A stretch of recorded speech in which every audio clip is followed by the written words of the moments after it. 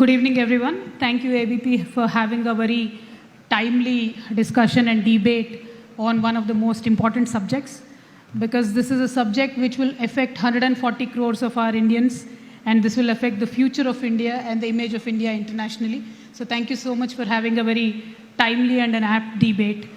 Now, I've heard my friends Priyanka and Raghav speaking about how BJP can be defeated. I want to once again agree with them, reiterate that not BJP can be defeated, but BJP must be defeated. Why BJP must be defeated? Two things. We had, as Indians, collectively given power to the current government, believing in them that what Congress could not do in so many years, BJP will come and do it, because BJP had promised multiple things. In the first time, 2014, when we gave them an opportunity with 282 seats, they had promised for a lot of things. One being bringing back the black money, which only increased but never come back. One is 2 crore job every year, which nobody has seen. 3, a proper policies and development model, and stopping the rupee from falling, which has never happened. Well, Indians being Indians, all of us forgave. Mr. Modi, we said, chalo 5 साल क्या और 5 साल ले लीजिए, लेकिन कुछ तो बदलाव लाके दिखाइए. From 282, we reinforced Mr. Modi's strength, BJP's strength. We gave them 303 seats in the next election. But in the next 5 years, again, unfortunately, people gave them 303, but all BJP gave us is 3 black laws, which had ended up being responsible for 750 farmers dying in Singh border. They were anti-farmers, no jobs again, rupee value still falling, zero COVID management, and the list goes on and on. Now here the point is, if a government gets 10 years of chance and doesn't perform, should we not root them out? That is a fundamental question.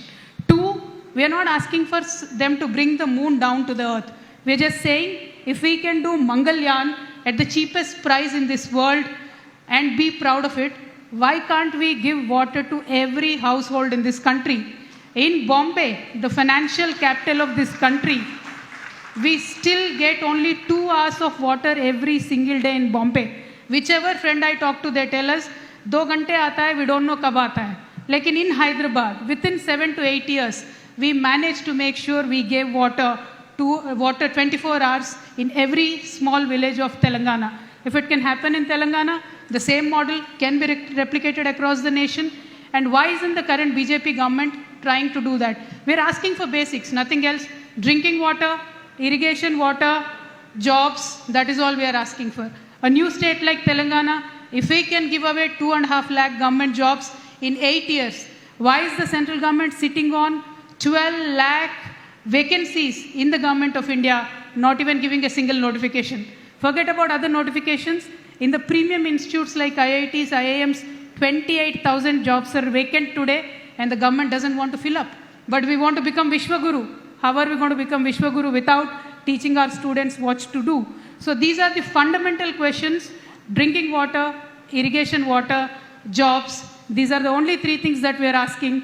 In these 3 things, Modi government has failed utterly, so we must root them out of power.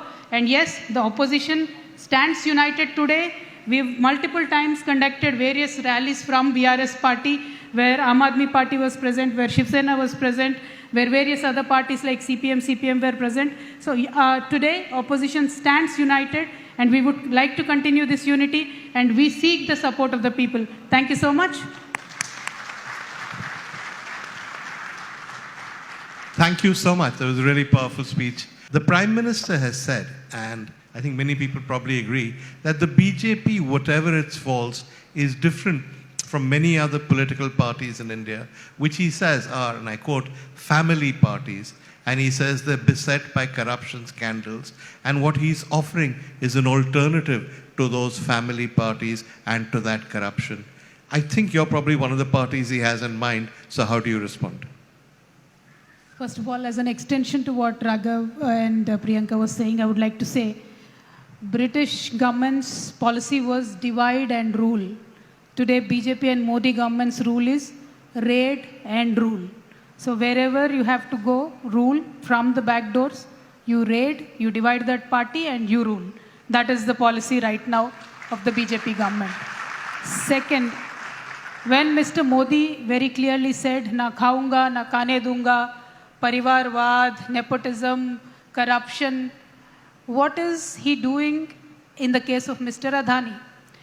Adani जी आपके extended परिवार से है, आपके दोस्त है, क्या problem है?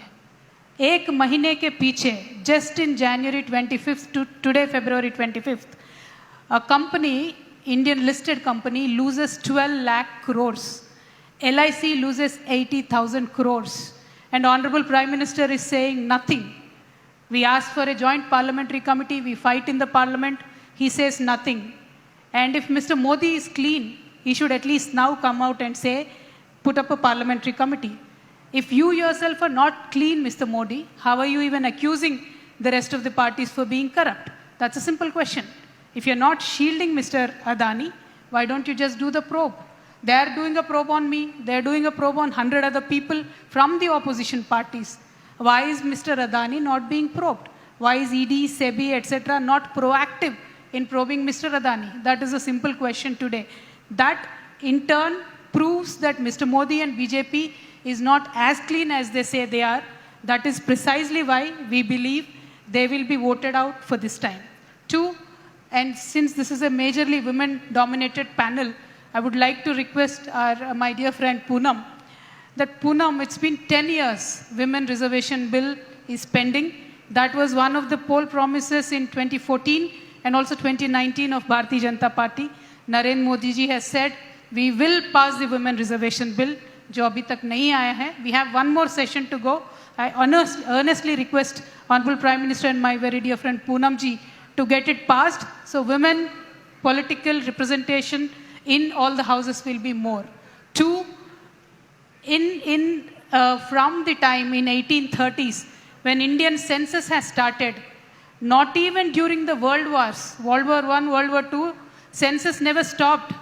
But in Modi regime, from 2014 to 2022, no census of India. We don't know how many people are there in India now. My demand today is census should happen immediately and OBC census should definitely happen immediately. Otherwise, we cannot rule this country, we cannot allocate funds in a proper manner. This is our second demand. So we can go on and on and on about what Mr. Modi has not done and why he should be doing it, just by blaming the regional parties, saying you are from a parivar.